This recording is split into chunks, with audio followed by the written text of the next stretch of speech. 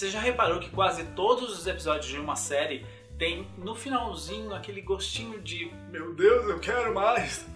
E quantas vezes você já não tentou prever o que ia acontecer numa série ou num filme e você se surpreendeu com uma virada? Ganchos, pontos de virada. Como faz? E antes de você pegar sua pena e seu papiro para anotar tudo que a gente tem a dizer, não esquece de se inscrever no canal e curtir esse vídeo. Compartilha também esse vídeo para que cada vez mais gente tenha acesso a esse conteúdo. E comenta aqui embaixo também pra gente saber o que vocês estão pensando da série, se vocês estão gostando, se vocês têm sugestões, que a gente precisa saber para poder fazer vídeos cada vez melhores. Então vamos lá falar de roteiro. Toda boa história é contada em pelo menos 3 atos. Isso é um paradigma que foi criado para a gente poder ter uma espécie de uma regra em como desenvolver uma história. 99,9% dos filmes seguem esse paradigma, essa estrutura de 3 atos, e é muito raro você ver uma história que seja contada de uma forma diferente. Os roteiros de 3 atos são os roteiros mais comuns, e a gente vai falar um pouquinho sobre eles nesse vídeo. Ato 1. O ato 1 ele é a parte da história responsável por apresentar todos os teus personagens e introduzir a trama da história. É nesse ato que a gente começa a ter mais ou menos um gostinho do que vem pela história e começam a ser apresentados os fatos que vão ser desenvolvidos. Acontece então o tal do incidente instigante. Esse incidente instigante, esse nome bonito, né? É um nome bonito? Não dá.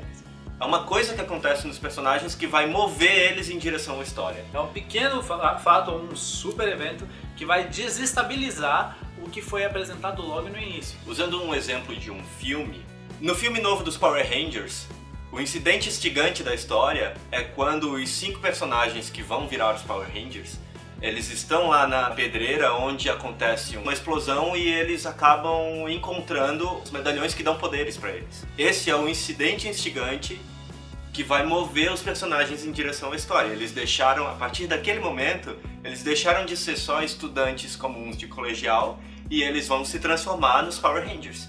Logicamente eles não vão se transformar em heróis no primeiro ato, porque afinal de contas esse daí é exatamente o ponto em que a gente chega no nosso primeiro ponto de virada. O ponto de virada é um evento que realmente, como o próprio nome diz, vira a história e muda os valores. Valores é o seguinte, a sua história está vindo de uma maneira feliz, acontece alguma coisa que deixa ela triste.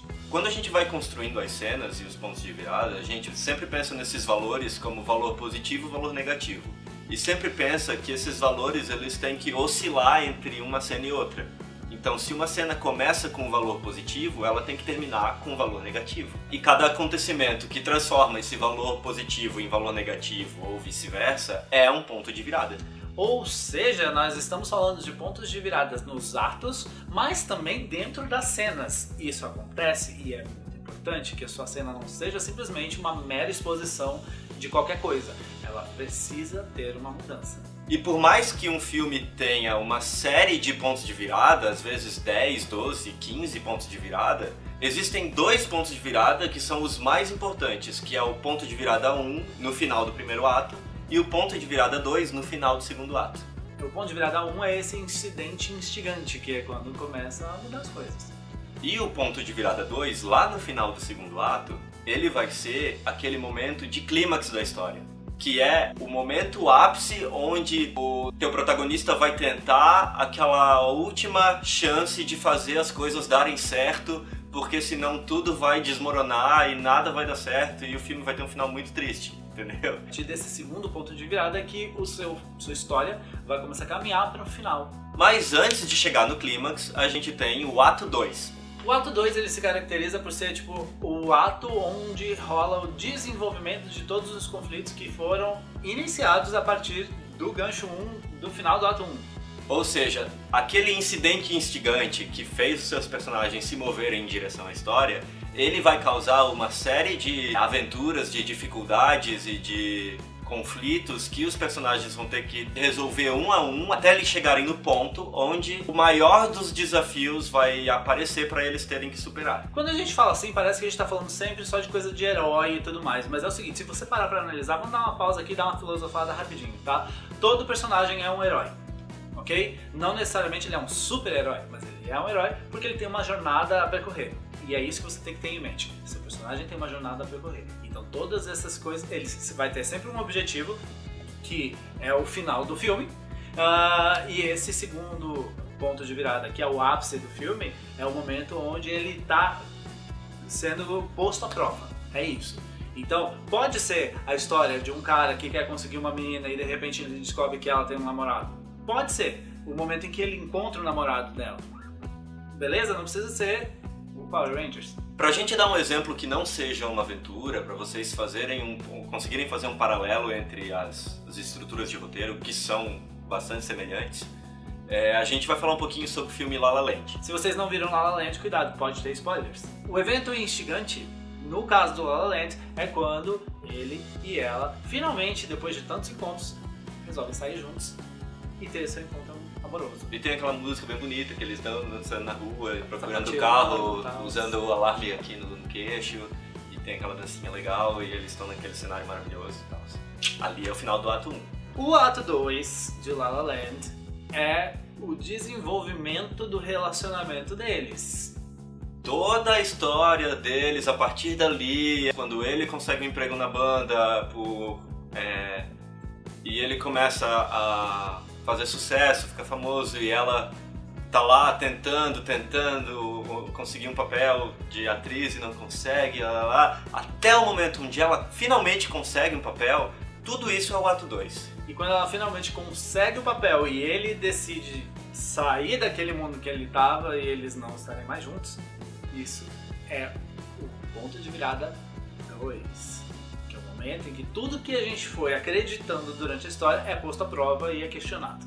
Esse final do ato 2 é aquele momento onde a história chega num ápice, num clímax, em que ali vai ser o último desafio. Aquele momento da história vai ser um momento onde ou tudo vai dar certo e os personagens vão ser muito felizes e tudo vai ser incrível, ou eles não vão conseguir superar os obstáculos e vai acontecer uma coisa muito trágica, muito ruim, e a história vai ter um final triste.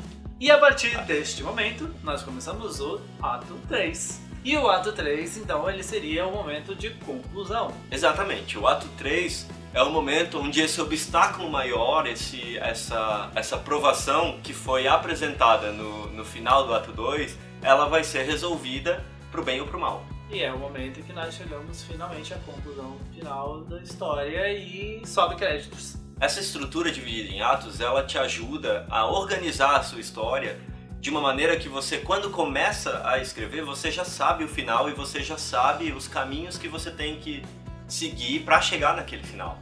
Só que, logicamente, você não vai escrevendo isso de qualquer maneira, e num próximo vídeo sobre o roteiro, a gente vai falar com vocês sobre escaleta, esquema e todo o quadro de organização de uma história para você fazer um esqueminha bonitinho, beleza? Tá, até agora a gente falou muito mais de filme do que de série. O que muda na série? Bom, o que muda na série, Douglas vai dizer pra vocês. Bom, basicamente o que muda na série é que cada episódio tem uma estrutura de 3 atos, ou de 4 atos. Geralmente as séries de TV, as séries de 1 hora, elas acabam tendo uma estrutura de 4 atos. Isso por uma questão comercial mesmo, literalmente comercial. Os intervalos comerciais têm tudo a ver com a estrutura da série. Né? Exatamente. Cada ato dessa história é um dos blocos entre os intervalos comerciais. Então, por isso que os episódios acabam tendo, às vezes, 4 atos. Mas a estrutura é muito parecida, a gente pode fazer um outro vídeo explicando a estrutura de 4 atos, usando um exemplo de série. Mas uma outra característica que as séries têm, que são muito fortes, muito claras, são os ganchos. Ou os chamados cliffhangers. Mas você sabe por que surgiram os ganchos? O primeiro a fazer isso foi Charles Dickens. No final de um dos livros, ele simplesmente, literalmente, deixou um personagem pendurado num penhasco. Era o final do primeiro volume daquele livro. Ou seja, cliffhanger, que literalmente significa pendurado num penhasco, veio daí. Então os ganchos são mais ou menos isso. Então quando acontece aquele evento que você fica tipo, é como se você estivesse pendurado num penhasco para esperar o próximo livro sair, no caso dele, para ver o que vai acontecer. Numa série, por exemplo, a gente tem vários pontos de virada que se dão principalmente no final dos episódios, que é o momento que você fica instigado em ver o que vai acontecer depois. Acontece no meio? Sim, acontece no meio, mas geralmente é aquele tá na última ou penúltima cena do episódio, que é para deixar você assim, ó, se roendo para ver o que vai acontecer. Nos filmes existem esses ganchos nos finais de cena, às vezes, porque o filme é dividido em tramas, trama A, trama B. Quando o filme acompanha mais de um personagem, principalmente, as cenas são divididas entre o momento que você vê um dos personagens ou o momento que você vê o outro. Voltando a falar do La La Land, o filme é dividido entre as cenas da Emma Stone e as cenas do Ryan Gosling. Então, quando são as cenas da Emma Stone, são a trama A, e quando são as cenas do Ryan Gosling, são a trama B. E você tá assistindo a Emma Stone, daqui a pouco acontece uma coisa, muda pro Ryan Gosling e você quer... Não, eu quero saber o que aconteceu com a Emma Stone. Isso é um gancho. Deixou a história dela num ponto onde você fica curioso pra saber o que vai acontecer dali pra frente. Só que na série isso é um pouquinho mais dinâmico. Inclusive também a gente vai fazer um vídeo falando sobre estrutura de roteiro de série. Porque ele tem essa questão das tramas e como você posicionar essas tramas para poder deixar o espectador o tempo inteiro ligado nisso. Quem é fã de Game of Thrones sabe muito bem o que é esperar o próximo livro. E com isso a gente encerra mais um vídeo. Não se esqueçam de seguir a gente nas redes sociais, @agentefazséries, /agentefazséries. Se tiverem perguntas pra gente, é só comentar no vídeo aqui embaixo, a gente faz um vídeo explicando ou responde no próprio comentário. Se você tiver sugestão também de outro como faz que você queira fazer, de repente sugerir temas pra gente falar, estamos abertos a isso, ok? Então, valeu e a gente se vê. Talvez tenha ficado levemente longo, mas não dá pra falar de roteiro sem falando assim, né?